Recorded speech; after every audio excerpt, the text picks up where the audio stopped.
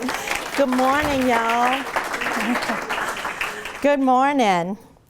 Now, when I was growing up, I can remember going to my Mimi's house for every holiday dinner. My Mimi, my grandmother. And I was seated at the kids' table.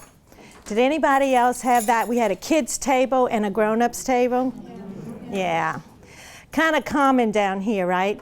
Well, I was grandchild number 30-something. Can you say large Catholic families?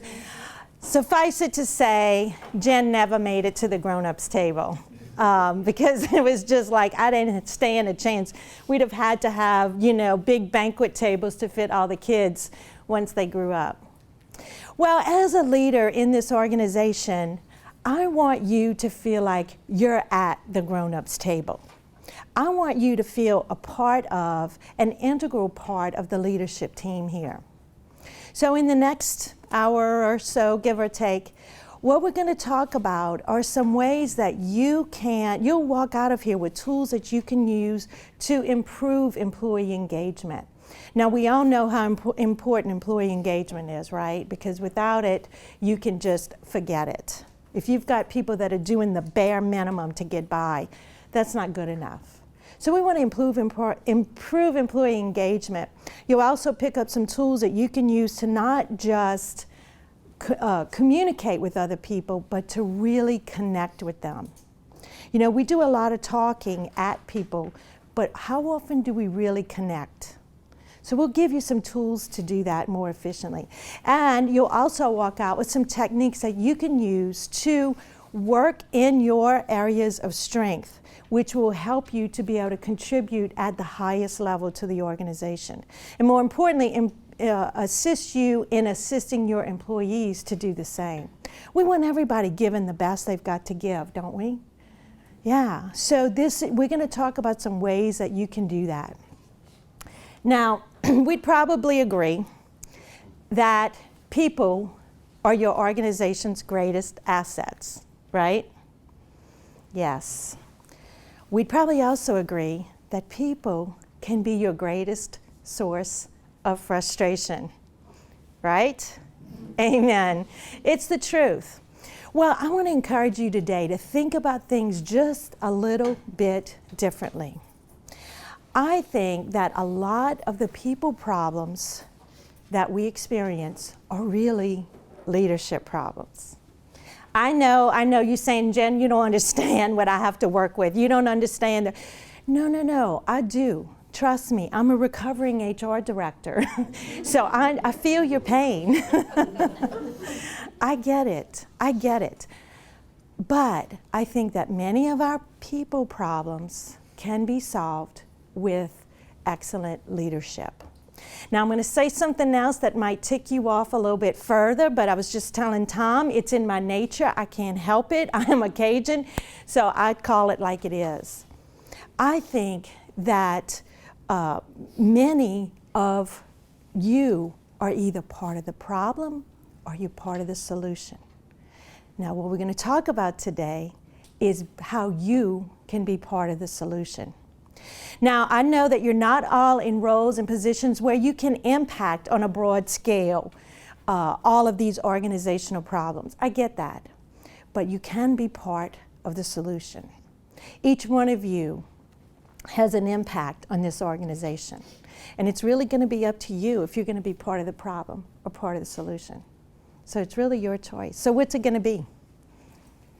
Solution. Yes. Amen. That's why you're here today. So I know this is not my first rodeo, and it's not yours either. You're sitting there all listening to the same radio station, WIIFM, which is what's in it for me. You can't help it. It's human nature. You want to know, so what? What does this have to do with me? How can I use it? I'm busy. Give me something I can really use. So I want you to take a moment and think about it. Talk with your neighbor and answer the following two questions. What's in it for St. James Place if I become a better leader and communicator? What's the benefit to the organization? Second question, what's in it for me if I become a better leader and communicator? How can I benefit? What's the advantage to me? Okay? Go ahead and talk.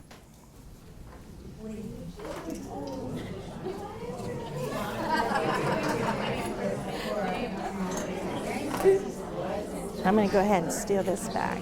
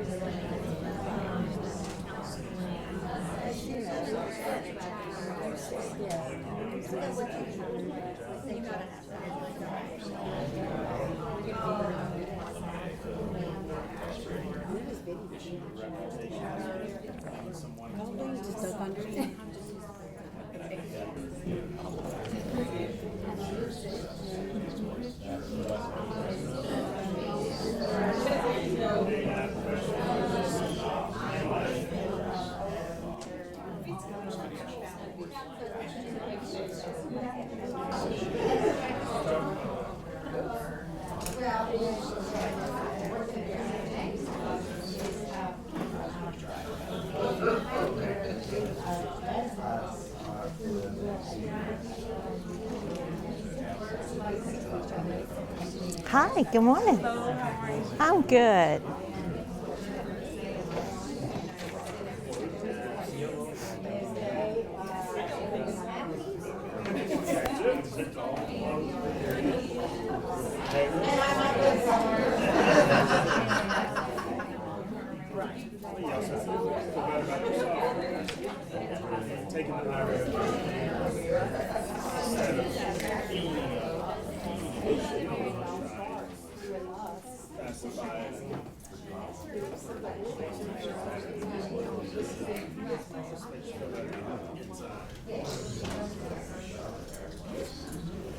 Okay.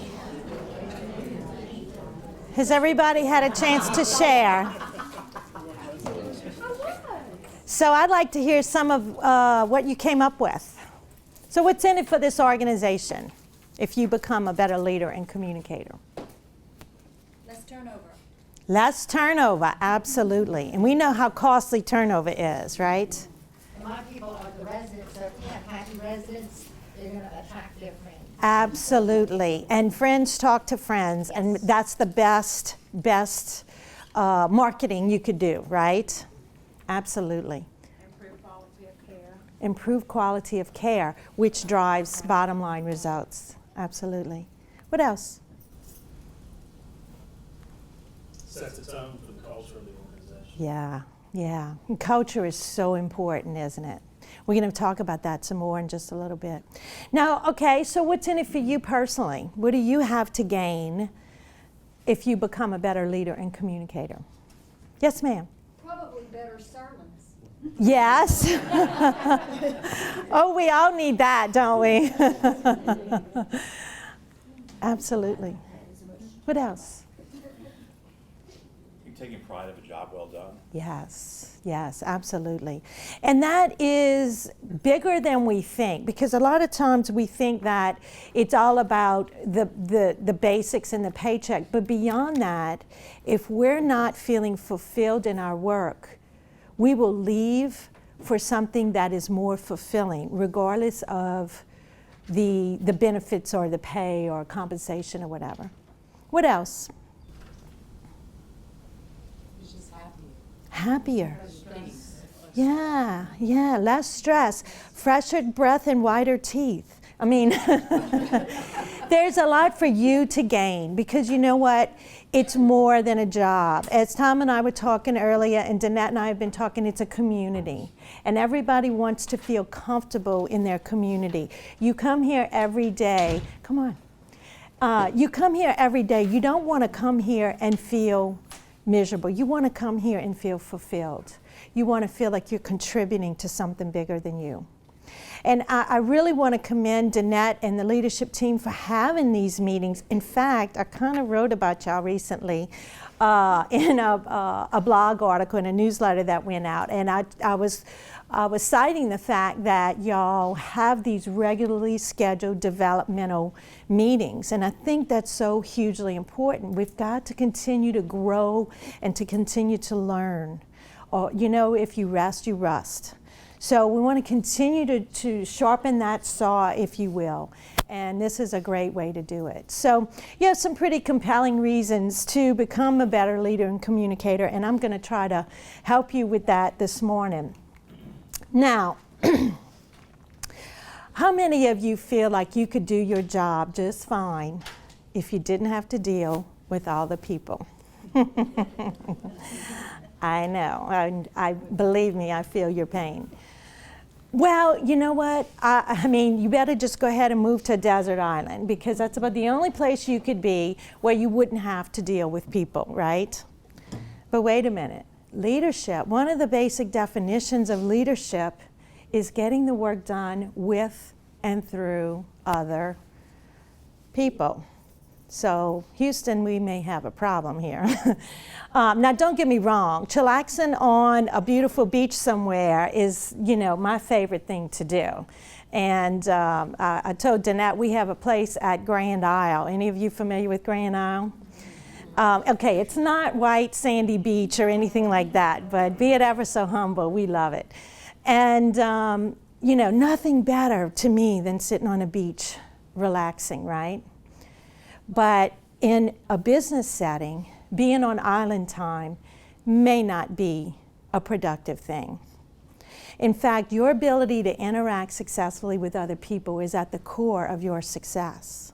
You know, you can have all the technical skills in the world, and don't get me wrong, you need to have a certain level of competence in your job, no doubt. But beyond that, it's the people skills that are really going to put you over the top. Think about it. You knew that person or know that person who's got alphabet soup behind their name, right? All the degrees and everything else, but they struggle to communicate with other humanoids, right? You know, they're like way up here or something. Your ability to communicate is what's going to make or break you. So we want to work on those people skills. That's what's going to really make the biggest difference. I want you to take a moment and think about a leader in your past or currently, no names, doesn't matter, who positively influenced you, who had a positive impact on you in some way. Get a picture in your mind of that person. Maybe it was a previous boss or supervisor. Maybe it was a mentor. Maybe it was even, you know, a teacher or a coach. Now think about what made that person so influential, or what was how did they positively impact? What did they do? What characteristics did they have? What comes to mind? Patience. Patience, important, yes. What else? The ability to teach. The ability to teach, yes, I love that. You know, they say that being a leader is not about creating more followers, it's about creating more leaders. Yeah, so being able to teach. What else did they do? Listen, huge. What else? They trusted you Oh, gosh, yeah. to fly a little bit. Yeah, yeah. You know, we're going to talk about that a little bit, but often leaders really understand that if I want people to trust me, I have to be trustworthy, right? We all get that. But what we don't always remember is that we also have to be trusting. We have to trust people to get the job done. We have to trust them to do a good job. And for us card-carrying control freaks, that can be hard sometimes, huh? So yeah. What else did your leader do? They had confidence in my abilities. Yes, yes. Nobody mentioned things like their ability to do long division in their heads or their proficiency at speed reading. You're all naming things that are what fall into the category of what I call people skills, right? The things that you have named are what made the difference with this leader. And that's assuming that they were competent in their job to begin with, right? But competence is not enough. We need to have the ability to influence people. So those are the kinds of skills we want to really work on. Now, I think it really boils down to you. You as a leader have to put forth the effort, continue learning, continue growing. One of the quotes that I'm rolling around in my head right now comes from Sally Hogshead. And she's an author who wrote the book Fascinate. But anyway, she says, to become successful, you don't need to change who you are. You need to become more of who you are. And I absolutely love that. So it's up to you. Now, I have been a leader, I have studied leadership, I have led organizations with hundreds of employees, and I've worked with leaders from the C-suite from the top floor to the shop floor. And I've identified some of the ickiest, ugliest people problems experienced in organizations. So we're going to talk about 3 of those today. 3 of the most common people problems. So people problem number 1, there seems to be no personal commitment. No personal commitment. I see this a lot in organizations. And if you don't have personal commitment to your job and to the organization, forget having any kind of employee engagement. If you don't have employee engagement, that impacts your service to your residents, which impacts ultimately your bottom line. But why do we have no personal commitment? Well, I think a lot of times that has to do with the fact that people are not working in their areas of strength, in the areas where they can make the greatest contribution to the organization. In fact, a lot of people haven't even identified their own strengths, right? I mean, you need to understand what are your strengths, what are your limitations, what are your hot buttons, with the answers to questions like, in what situations are you going to be more effective? In what circumstances are you going to be less effective, or are you going to be less energetic? Why do you think, feel, and act the way that you do? What makes you you, and how can you become a better you? And with the answers to those questions, you can literally set yourself up for success. And the same for your people.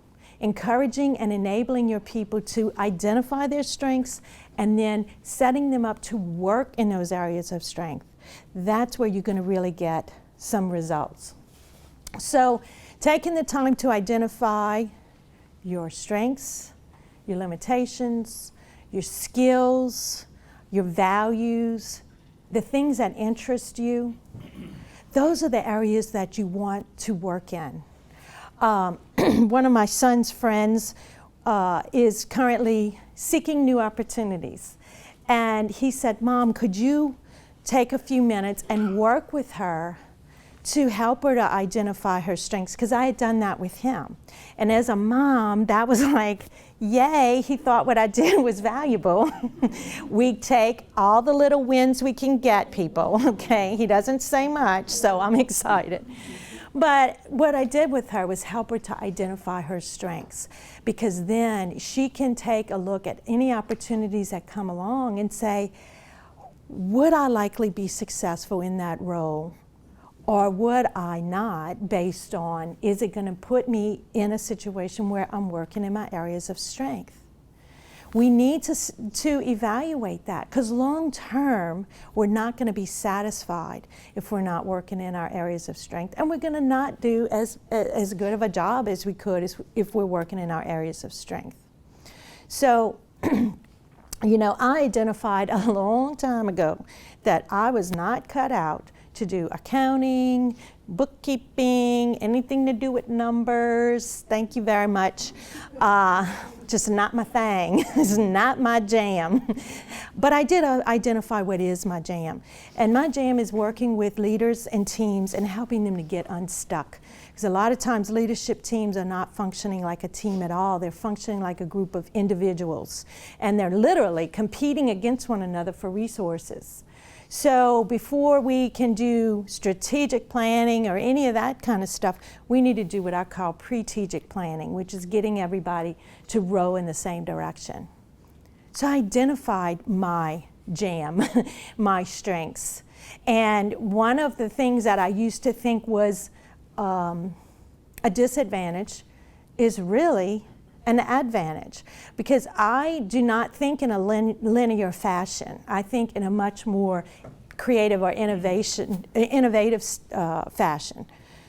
That can be a very big strength when I'm working with these leadership teams, because often they're very linear, but they're not seeing all these other possibilities out here, and I help to open that up to them.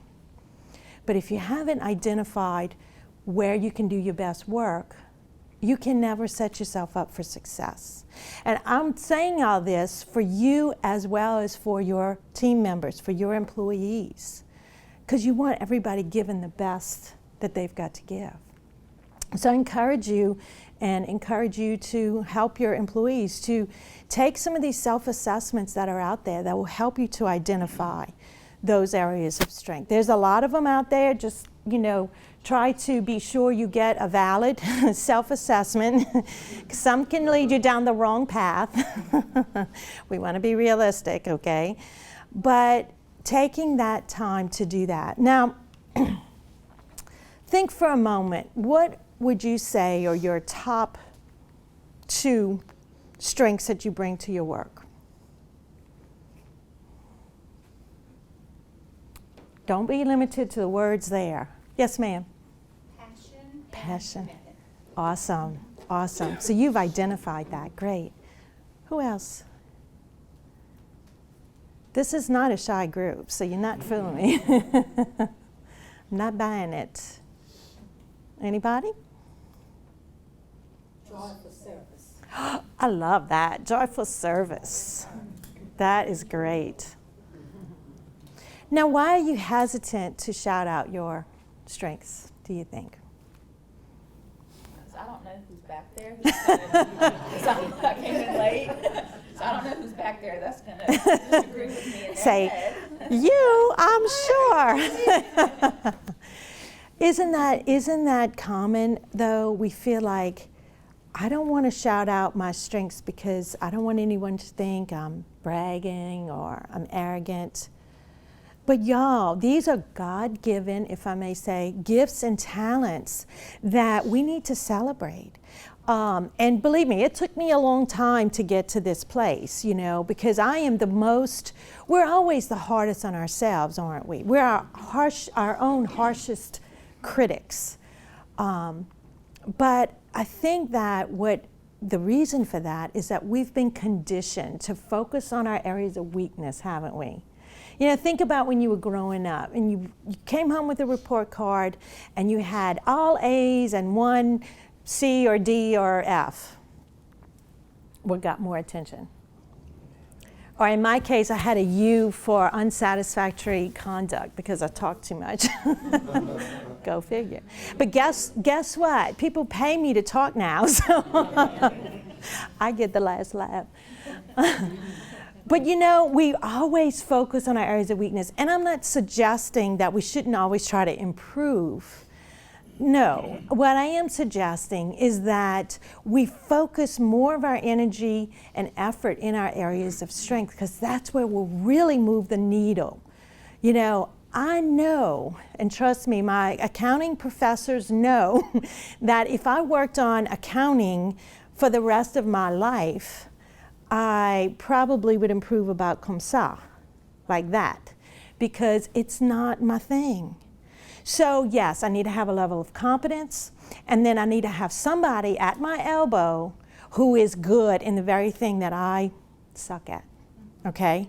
So that's what we're talking about. It's about really getting into your areas of strength, helping your employees to celebrate their strengths and to work in their areas of strength, because they're going to be contributing the best when they're in those areas of strength. Make sense? So, why is all this important? Well, you might think that self-awareness is some soft, ooey gooey, fuzzy principle. And I'm here to tell you it's a very serious, hardcore business principle. 83% of people who are high in self-awareness are also your top performers. The research shows the two go hand in hand. And if you've ever worked with someone who lacked self-awareness, and keep looking at me if they're in the room so that you won't give it away, you know what I'm talking about. That person has no clue as to the wake they're leaving behind them. Know what I mean? The results and the impact they have on people. It goes right over their head. They're just not aware of it. So having that self-awareness is the best foundational piece to being a successful leader. And it's the best foundational piece to being a successful team member, because that's where you're able to give the best you've got to give. And so we want to celebrate that. Now, another reason why, isn't that a lovely picture? Another reason why we have no personal commitment, I think, is because a lot of times people don't see where their contribution fits into the big picture of the organization. Now, a few years ago, I had the chance to take a helicopter flight. My husband was needed to fly down the bayou to Grand Isle, and we had a helicopter pick us up at a soccer field near my house. So the pilot took us over my neighborhood and over my house and over my street and everything. And, you know, I was born with no sense of direction. I mean, I was really born with no sense of direction. GPS is my BFF. But so the pilot had to kind of point out some landmarks till I could get my bearings, you know. And it was just amazing because I was able to see my neighborhood, my community from this completely different perspective. You know, we hear all this talk about coastal erosion in our area, and especially in my area, because I'm in Lafourche Parish. So as you fly south, man, oh man, can you see what they're talking about? It's amazing. But I had never had that vantage point before. And I think it's important for you to give that elevated view to your employees so they can see what they're doing matters. Where does their, contribution fit into the overall big picture? Otherwise, they might just feel like they're putting a widget on or something, on an assembly line and not really know what they're building. So give them that perspective. It reminds me recently, how many of you wear contacts? Okay, I am blind without my contact. I'm nearsighted, so I can't see far. And even at my age, I'm proud to say that I don't need correction for close yet. So what I have is one contact for distance and nothing in my left eye for close because I don't need it. So a while back I had an eye infection, which I don't remember when that happened last because I've been wearing my contacts since I was 12 years old, which meant I couldn't wear my contact for distance. And I get so annoyed with glasses. I can't stand having that on my face. Even sunglasses aggravate me. So I kept taking my glasses off because I couldn't see with the glasses to work on my computer or to read anything. Then I'd walk away to go get a glass of water. I'm like, I couldn't see y'all. I mean, I'm telling you, it would be a blur. So it was so annoying, but not, it's just the same thing I'm talking about. Not being able to see that distance, not being able to see what was coming up ahead is very frustrating. And so let your people see what's going on and where they fit into all of this. It can do a whole lot to inspire them and to motivate them. Now, another problem that, sorry about that, I think happens too, and using the metaphor of my little helicopter flight, is we also tend to kind of get really focused on our own little neighborhood, don't we? We focus on our department or what our specific job is, and we fail to zoom out and see where that really fits in.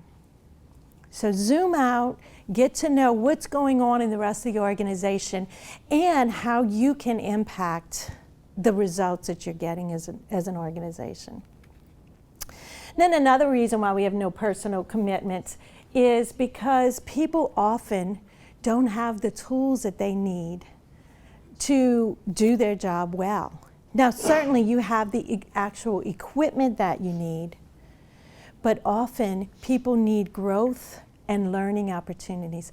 Lots of times people are promoted from, I usually say in my neck of the woods, a pirogue builder. How many of you know what a pirogue is? Yeah, when a little flat Cajun boat. Boudreaux promotes Thibodeau from a pirogue builder to a supervisor of pirogue builders, and he's lost because he doesn't have the skills that he needs.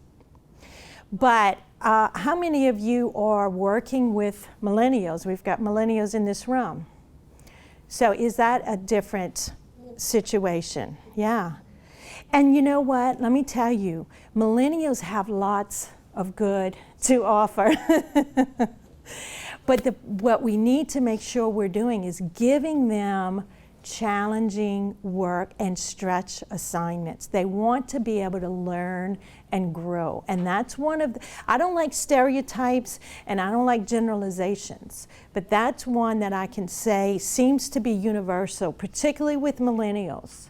They want to have an interesting career. They want to have opportunities to learn and grow. So providing that is going to be huge. Now, people problem number 2, communication. I know none of y'all have communication issues, right? Well, one of the things I see all the time is leaders it's like they're paranoid they're going to over-communicate or something. And you know what? Let me tell you, in all of my years, as an HR professional and in conducting exit interviews, do you know that not once did I ever have anybody say, I'm leaving because my supervisor communicates too much? It just doesn't happen, right? More than anything, we hear that people they are frustrated with the lack of communication that they receive. Now, there is a rule or a principle that has been established that sometimes we need to hear a message as many as 7 times before we'll get it. 7 times. Think about it. The marketers and advertisers have really got that down pat, haven't they?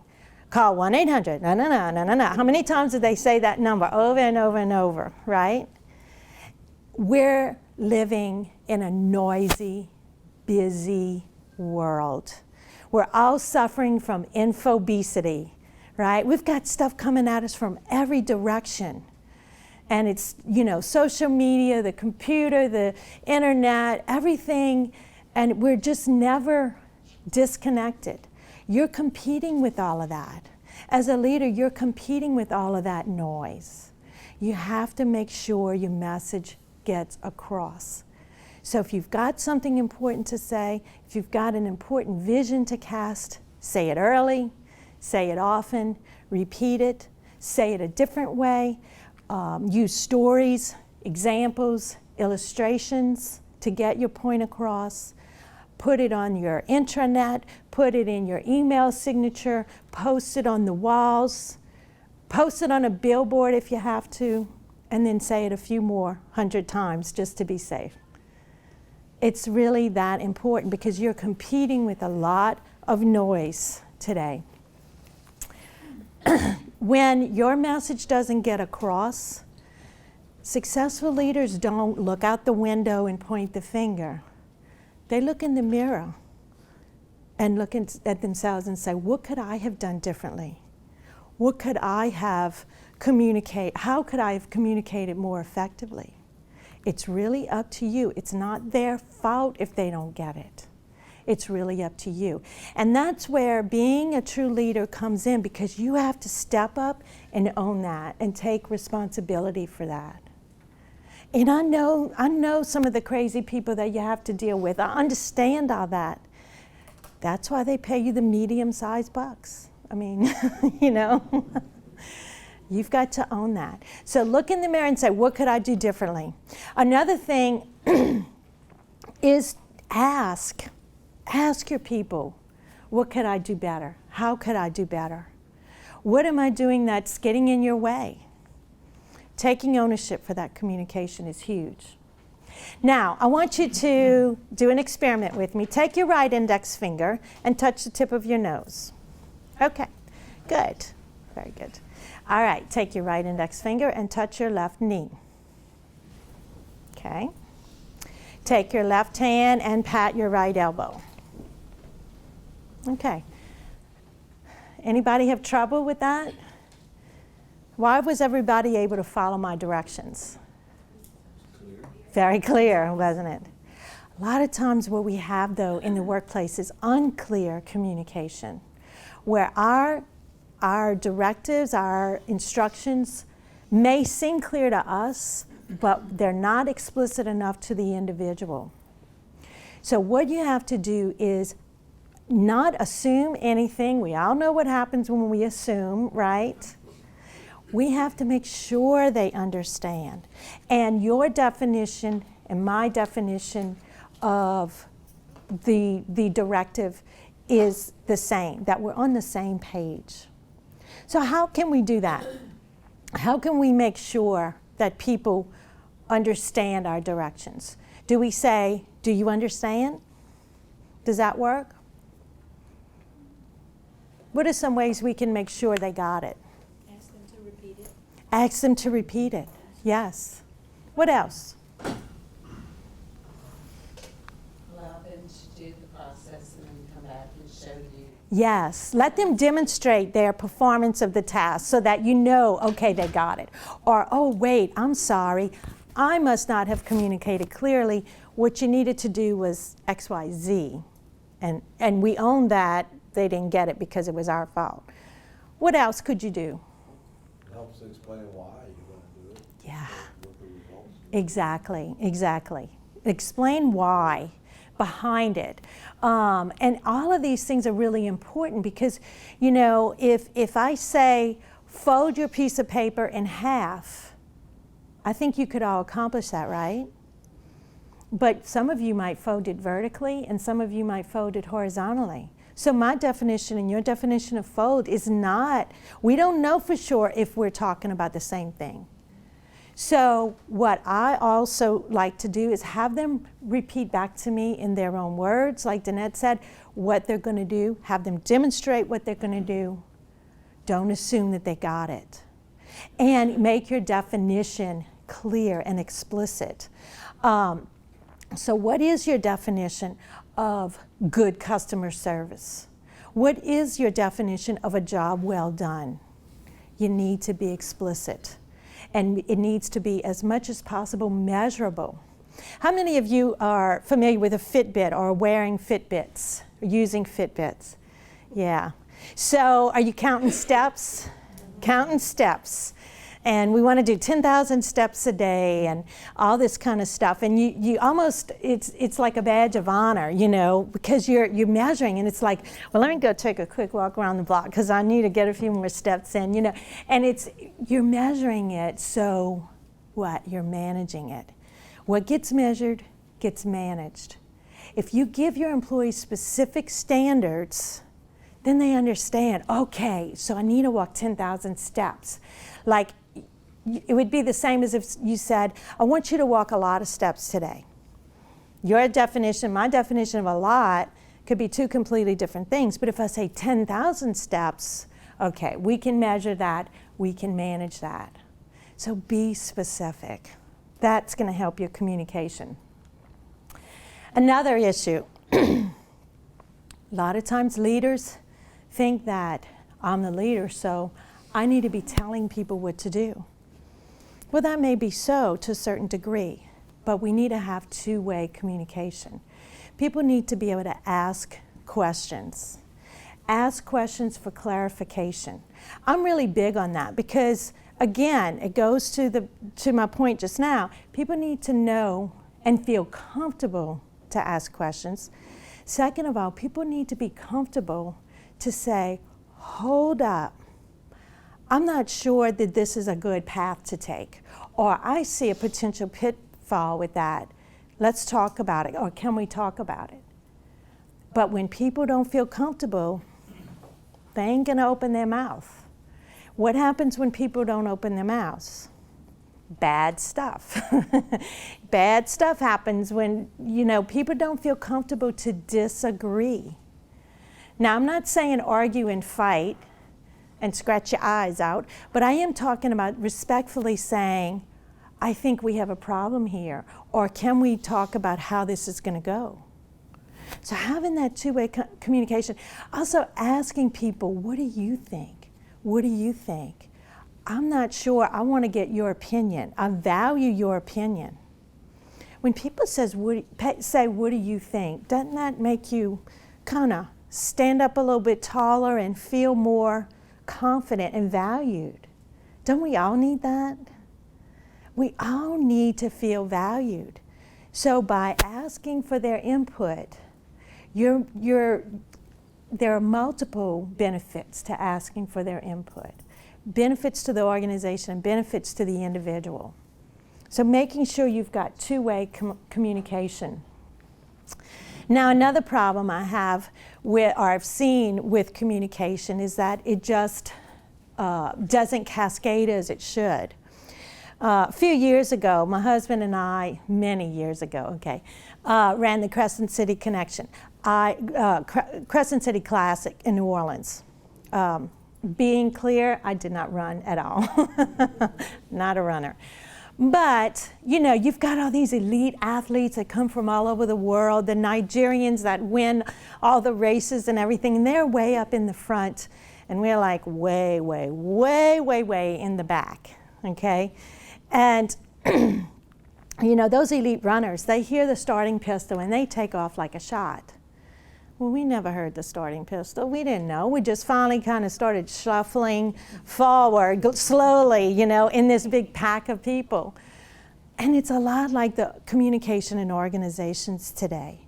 The leadership team, they hear the starting pistol, so they are ready to roll. They take off like a shot.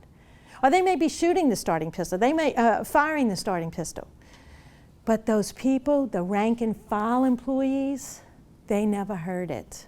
So they don't understand, why are we doing it this way? What, have they lost their minds? What's the deal here? This is so stupid.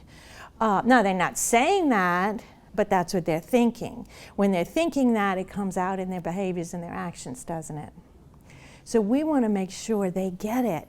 It's up to us to make sure that communication cascades to the frontline employees. Stephen Covey says the front line produces the bottom line. So if you think about it, you here in the leadership team do a fantastic job. You know what the mission, vision, and values of the organization are. You know what all the core principles are. You know all of this stuff. But I'm sorry, if that person who's dealing one-on-one with your residents doesn't get it, it doesn't matter what you know. It really matters what they know and whether they're acting it and living it. We want them living these principles, don't we? So making sure that your communication cascades and gets to every nook and cranny within the organization, that's going to be really important. Having those conversations with people is where it's really going to happen. Oops, excuse me. I am just jumping ahead. Now, in our Cajun culture, you've heard the term gumbo yaya, right? Well, if you spend 5 consecutive minutes in Bayou country, you know that Cajuns love to talk. And Cajuns will talk loudly, they'll talk with their hands, they get really animated, they get all fired up.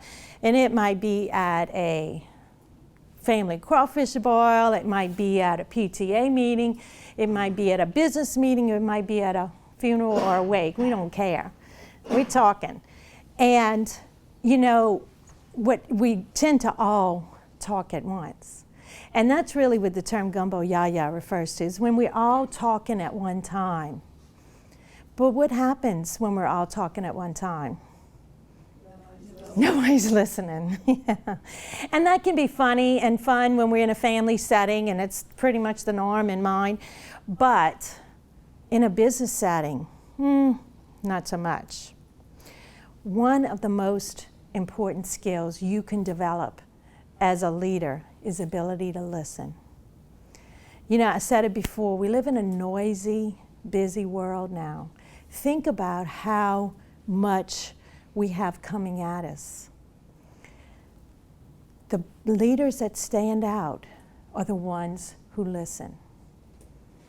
A lot of times, you know, people don't really stop and think about it, but they respect and trust and value a leader or anyone who really listens, because it makes them feel valued. It makes them feel appreciated when you pause and you listen. Now, I'm not going to get on my soapbox too bad about cell phones, but I have to do a little short rant, because we live and die with those doggone cubicles in our pocket, right? I mean, we're never disconnected. And I'm as guilty as anybody. But we need to temper that. We need to manage that. We're connected all the time online, but are we really connecting with the people we're sitting across from? And I think that's hugely important. I went to lunch the other day with my old boss from way back in the day, and he hired me when I was 25 years old, and he said I was a pistol then, and I'm still a pistol now. I'm just a much older pistol. And but I was sitting there going, you know, when I was 25 years old, we didn't even have cell phones. He was one of the first people I knew to have a car phone. Remember that? I mean, I might be dating myself here. And even then, he was so ADD. You would go in his office, and I guess email was happening then, I don't even remember. But he was like, he had 17 things going on. And I'd be like, hey, I'm over here, you know, can we, you know, we had this time scheduled to, it was so frustrating. I love him dearly, but I'd want to wring his neck sometimes. As a leader, you need to be available to your people. You need to be able to listen. That is what's really gonna, when you take the time to listen, who knows what you might find out. When you take the time to ask questions, who knows what you might find out. Asking questions and saying, how are things going? What's challenging you right now? What issues are you having? How's your family? You know, we always say, how's your mom and them? How's your mom and them? And you know, that encompasses everybody. It's just everybody. You know, that doesn't take much time, and it doesn't cost anything, but it can go such a long way. I'm sad to say that sometimes in meetings like this, where we have, you know, maybe a day-long retreat and things like that, people who work together on a daily basis will do some exercises, and they find out, oh, man, I didn't know Joe had a really sick child, or things like that that they didn't even know. So taking the time to get personal. You know, I think business is personal. To heck with all that, business is not personal. It is. It is. And taking the time to ask questions and to really, really listen to the answers. I think that's going to be huge. And by the way, waiting for your turn to talk is not listening. Waiting for your turn to talk is not listening. Won't we all do it, though, from time to time? We're sitting there thinking about what we're going to respond when they finally take a breath. No. How do we really listen? What are some ways that you really listen? What are some things that you do to really listen? Eye contact. Eye contact, yes. What else? Turn off the cell phone, like you asked as everyone came in. Yeah. What else? Body language.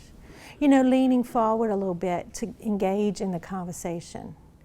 And to your point, you know, as we're sitting there and you've got that cell phone on the table, you're like, yeah, you're making eye contact and you're going, and you like, can't, like it's got this magnetism. So sometimes I think just putting it out of sight helps, just putting it out of sight.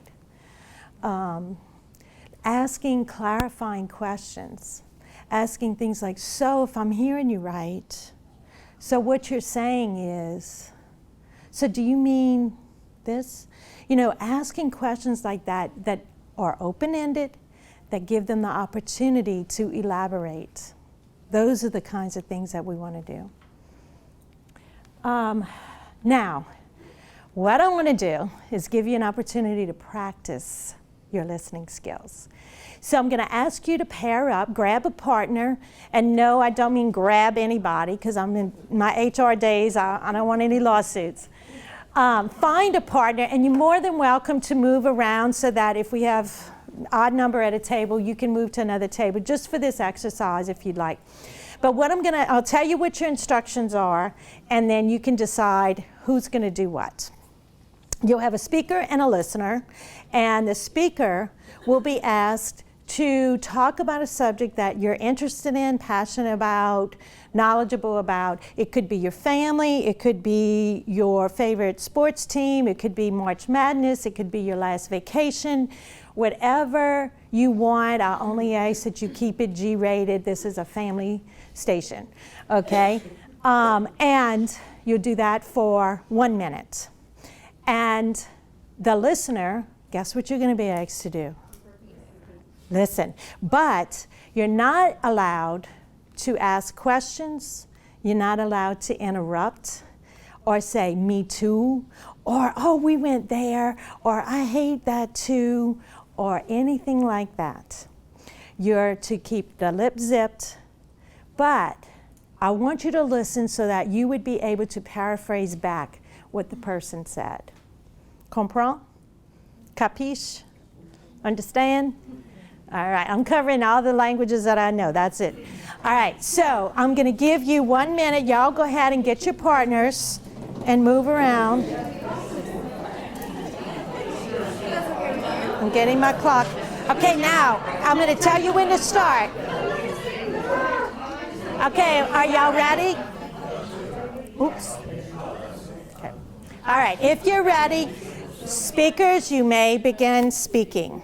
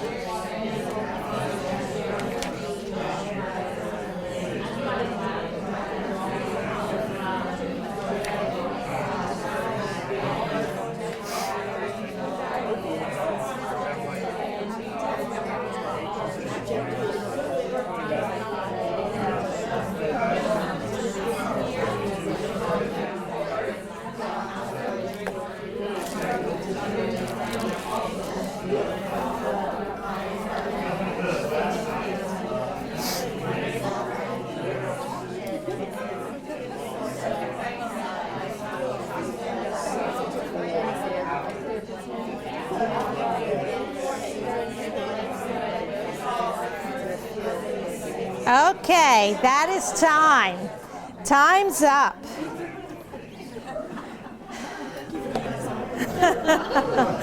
All right, so some of you could go on for like 15 more minutes. I totally get that.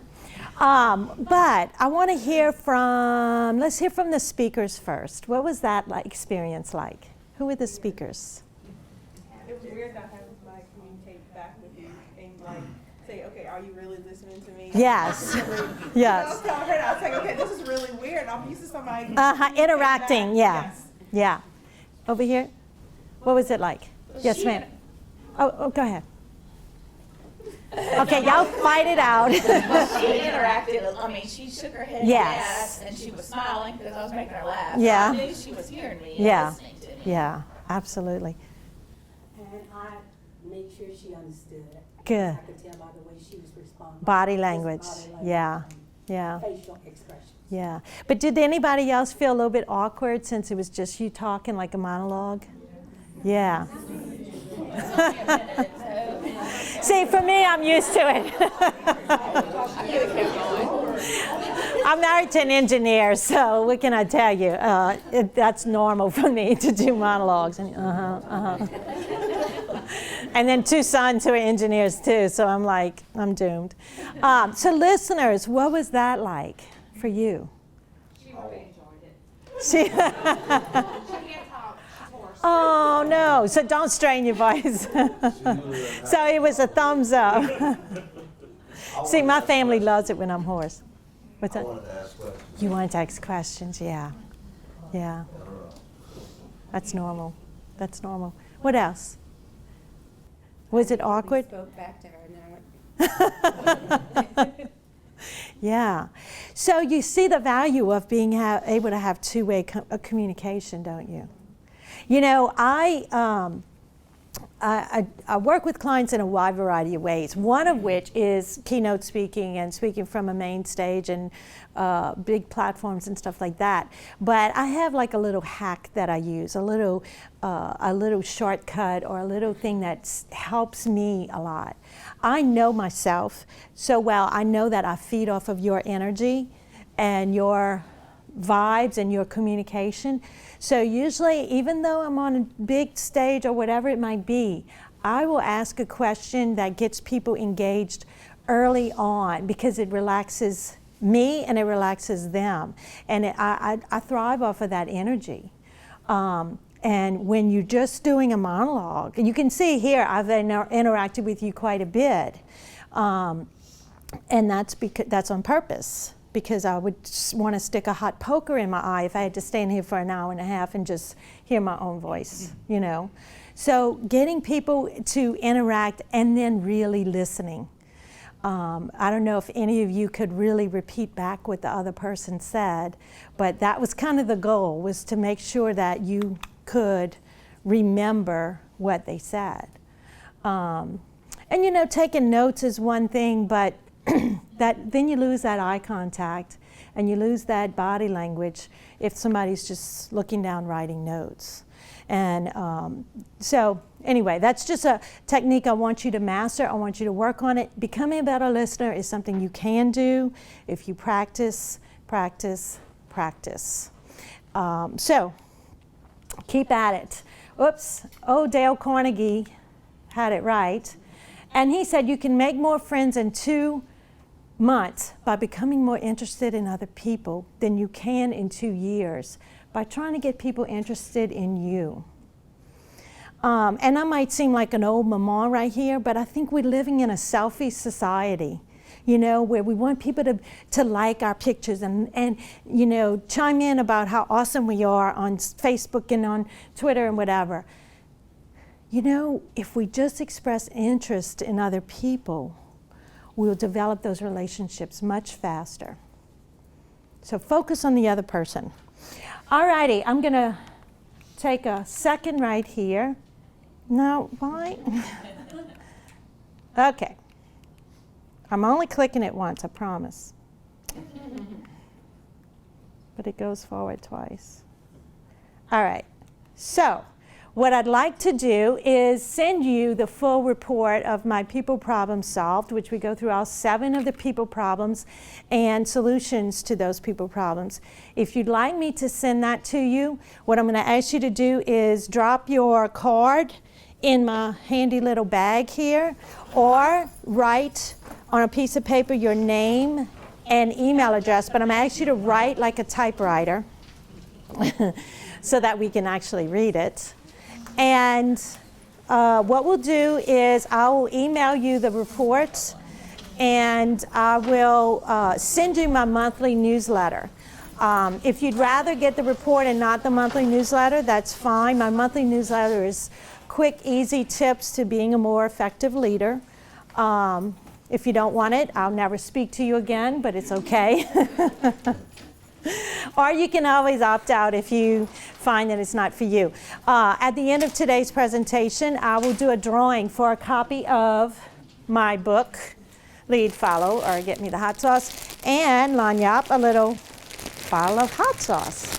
So we'll do that, let the bag go around and get everybody's card in there, and we'll continue talking so that we don't lose any time. I also want to mention, I would love to stay connected, and if you would like to also, find me at Jennifer Ledet Consulting on Facebook, and I'm Jennifer H. Ledet on Twitter and on LinkedIn.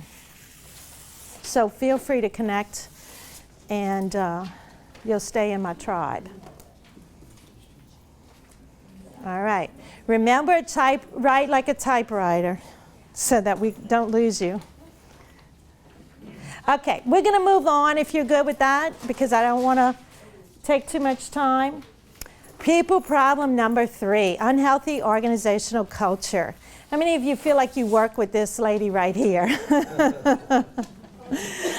I think we all have at one time or another, right? These are the people that have checked out, right? There's a book out there. It's been out for years and years, but I love it. And it's titled, I Quit, But I Forgot to Tell You. And that's the worst, ain't it? I'd rather them just leave than stay around and collect a paycheck. Some of my clients call them the road crew that's retired on active duty. And I mean, it's the same principle. You know, the work culture is hugely important. Do you ever feel like you work in a daytime soap opera where you've got daily dramas developing every day? More importantly, does your culture suffer from the cancer that kills culture? Anybody know what that is? To me, it's gossip. And I know that's an old-fashioned, maybe I am old-fashioned about these kinds of things. But y'all, I can tell you, gossip is one of the most destructive things in organizations today. Now, I define gossip as talking about someone when they're not present, and it's not necessarily in a positive way. You know, you learn this, or you grasp this general concept probably when you were as young as maybe 4th grade, because you knew that if Sally talked to you about Jimmy, then she was probably talking to Jimmy about you. What does that do to the environment? Now, think about it this way. Your boss talks to you about a coworker. What are your thoughts? They're probably talking about me to other coworkers. Where does that put your level of trust? Yeah, it destroys trust. It destroys our culture. You as a leader have to be held to a higher standard. You have to hold yourself to a higher standard. Stephen Covey says, be loyal to those not present. I love that because it makes you stop and think, if that person's not present, should I say it at all? I'm a no BS kind of person. I'm like, go to the source. If I got a problem with you, I'm going to come to you. I'm not going to go talk about, and I'm not superhuman. You know, I am prone to gossip as much as anybody else. But I think many leaders that I see today would rather talk about someone than talk to that someone. And I'm sorry, but that's taking the wimpy way out. If you've got a problem with them, you need to address it directly. You need to nip it in the bud. Talking about them ain't going to improve it and ain't going to correct it. But talking about them will destroy trust within the organization. So talk directly to them. And you know what? If it's something good, all the more reason to talk directly to them. So either way, you want to talk directly to the person. You know, the fact is, when it comes to culture, how many of you love The Office? I love it. When it comes to culture, you've got what you've got because you've either created it or you've allowed it. Ouch, that hurts. You've either created it or you've allowed it. Now, what I mean by that is you're being watched. You are being watched. Everything you do, everything you say, everything you don't do, everything you don't say, you're being watched. As a parent, I know certainly that was always true for me. And there's a quote that I absolutely love, and it's, "What you're doing speaks so loudly, I can't hear. What you're doing speaks so loudly, I can't hear what you're saying." So if your actions and your words are not congruent, guess what? They're watching what you're doing, and they're following what you're doing. So as a leader, you're creating the culture. You, in your role, whatever that is today or yesterday, you're contributing to that culture. So, what's it going to be? You know, what's it going to be? Everything you do is having an impact on the culture. Culture has an impact on the bottom line. Everything you do is being watched. What I like to say is, as a leader, you cannot be just the thermometer, reading and reporting out what the temperature is. No, you have to be the thermostat. You set the tone. You set the temp in the room. You do. And if you're allowing gossip, you're contributing to that culture. You're creating it by what you allow. You have to set the tone to say, hey, this is what we're going to have here. This is the kind of work environment we want to have, because this is the kind of community we want to create for our residents. But it has to start with you. And yes, in your role, whatever that might be, whether you lead a team of people or whether you lead no people, you're contributing. So I want to encourage you to think about that. Now, I know you're familiar with Amazon Prime. It's my BFF. I think my neighbors believe that I'm having an affair with the UPS man because, like, he's there every day. My husband's probably planning an intervention for me when I get home, because my drug of choice is books, and I'm a bookaholic. So Amazon quickly became my BFF. I was one of the early adopters too. But I don't know if you saw, Amazon has been in the news lately. There was a New York Times article. It was a scathing expose about the culture that Jeff Bezos has created or was creating at Amazon. It was really very very scathing report about how the Jeff Bezos says you work smarter, you work harder, and you work longer. And here you don't get to choose 2 out of 3. They have they call them unreasonably high standards. Now, I'm enjoying the benefit of the end result of those standards, but I'm a firm believer that that was not going to be able to continue. An employee reported that there was a lot of sabotage going on. There were reports of people getting an email at past midnight and then getting follow-up text messages within 15 minutes because they hadn't responded to said email past midnight. It was just really getting out of hand. Their internal phone directory gave instructions on how you could essentially report your coworkers to their supervisors. So needless to say, there was a lot of, sabotage going on. Certainly not a trusting work environment. At first, Amazon denied and said this was just a disgruntled employee, but ultimately, I think they've made some changes because, ultimately this is going to cause them to crash and burn. Our culture does matter. What you do matters, and how you treat people matters. Now, I was meeting with a potential client not too long ago, a CEO of a telecommunications company, and I was asking him about their culture and the levels of trust within the teams. And he banged his fist on the table And he said, my people better trust me. By God, they don't have a choice. And I had to like try not to giggle in his face, because saying you must trust me is like saying you must love me. It just doesn't work that way, right? Trust is earned.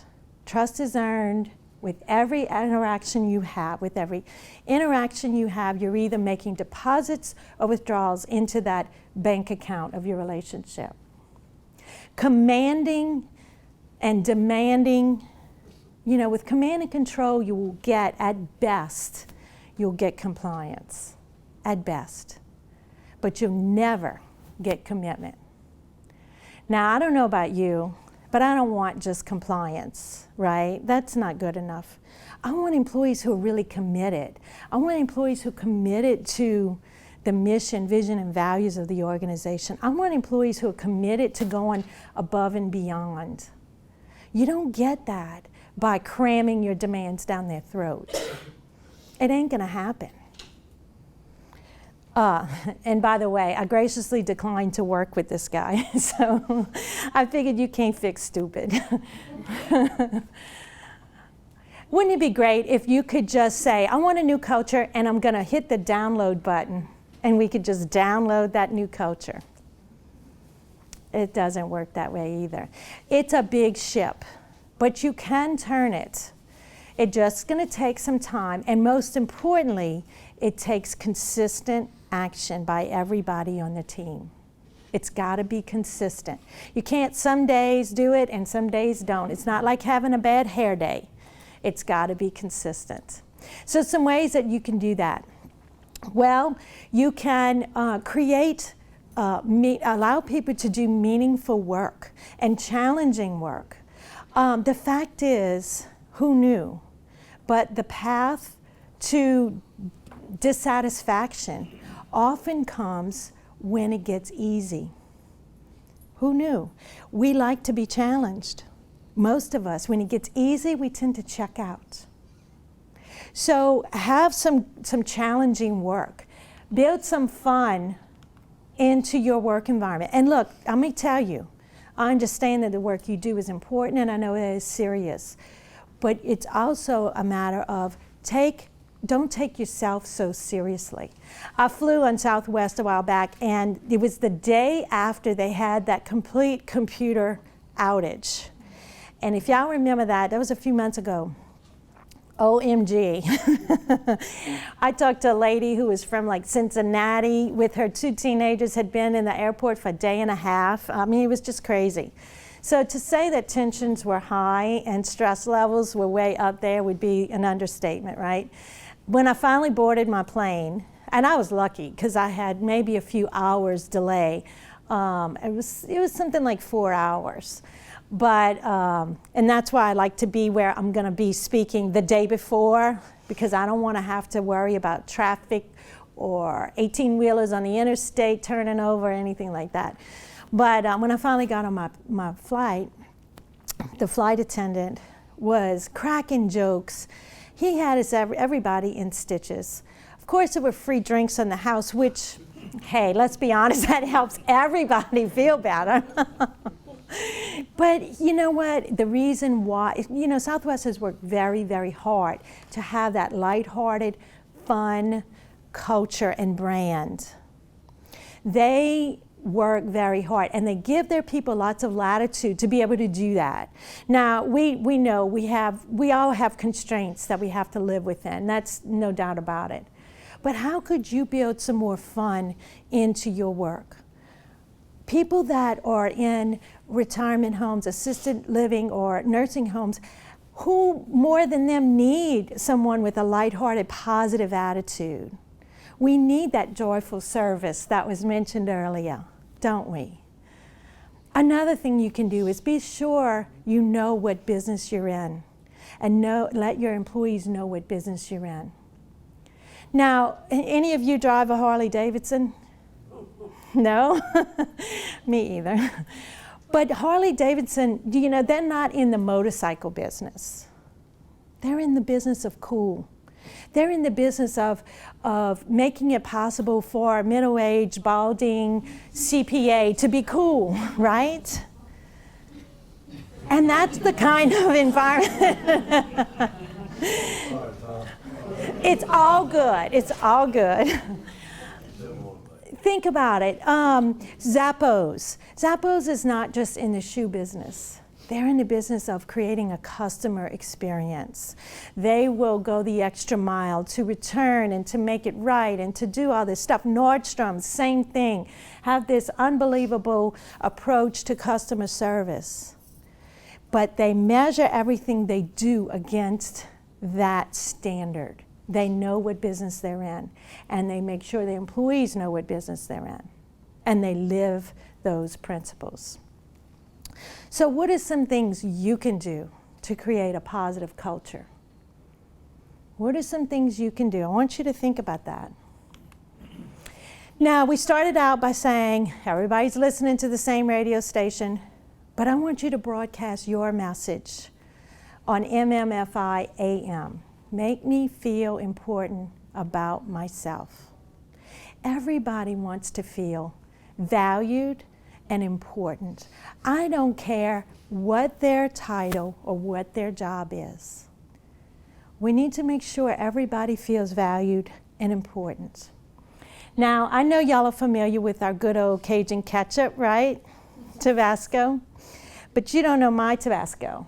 My Tabasco is my very red golden retriever. And we were blessed. We had Tabasco for 14 years.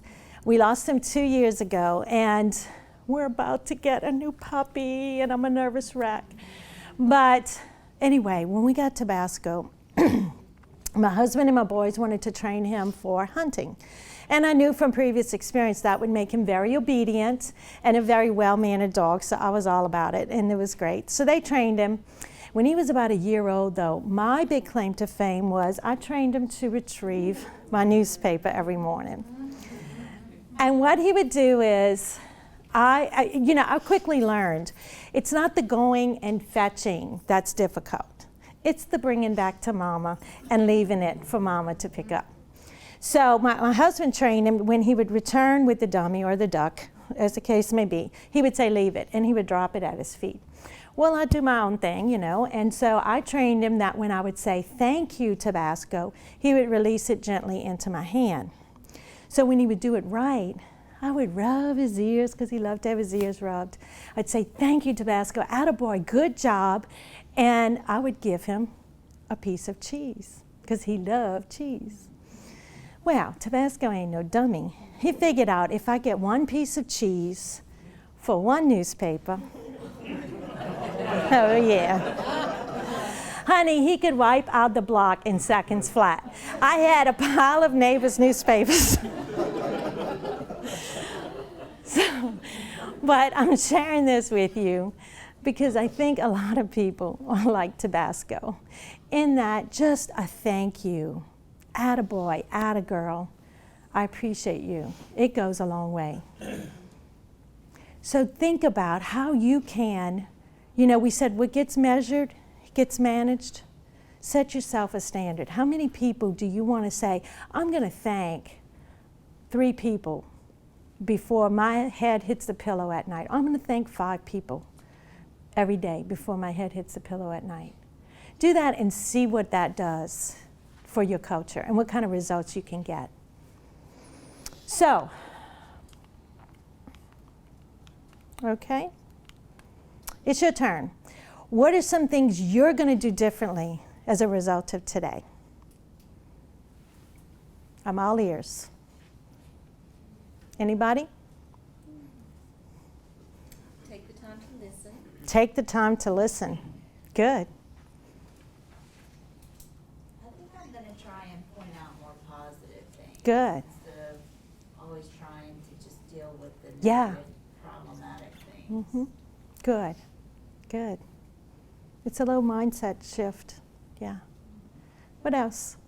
I want you to take action as a result of today. Take the time to ask. Yeah. Be surprised what you might find out. Good. Anyone else? I think it's important to get some feedback that people understand what their contribution is to the total organizational goals. Yes. And if they have a true understanding of Mhm. how important their participation is. Goes miles. Yeah. And we tend to assume that they know that, but it never hurts to point it out to them. Awesome. I would like to ask that you jot a couple of things down that you would like to implement as a result of today. My thing is, I want you to feel like you've taken action. This is your action plan for you. And then I want to hear from you. I'd love to hear your feedback on how you're applying what you may have learned today. How do we do that? I would love to hear from you. I have my contact information on the handout there. And you know those sheets, you may know of someone else, family member, spouse, friend who works in an organization who might like to hear a similar message. Feel free to pass that along, recommend. You know, we said it before, but word of mouth is one of the best, better than any marketing I could ever do. So your recommendations mean a lot.